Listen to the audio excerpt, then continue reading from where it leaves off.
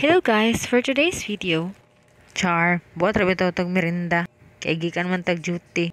Nya gutom kaayo. Nya kay pag-uli na ako kay naagian man ako tong nagabaligya og pizza. Nya kay vegetarian man ta karon, magdi-DIY na lang muna ang first son. Kita raman pod na akong dire sa social media. Nya ato ra i-try itong ingredients kung unsa raman ang available sa atong balay. So murag dili pod kita mag-expect kayo lami jud kaayo kay vegetarian raman eh. Pero syempre, buhatan jud nagpamaagi eh. Nga malami pod atong kaon. Naaman ko'y tinapay naglistra gay na sa kantin.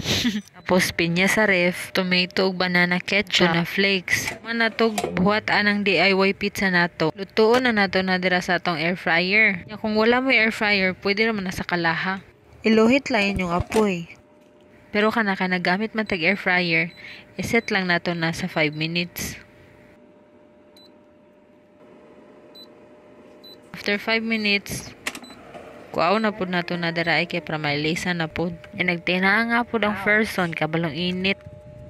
Na medyo haso lang jud kay tiduha-duha ra jud ang mabutang nako sa luto. Fast forward, luto na dayon. Nalagod pa ko kay unsa man ang describe your video. Dili naman ako ni matanggal oy. Kay well nagamukbang ko. Naabot naman ni Spogi. Di mukbang naming duha.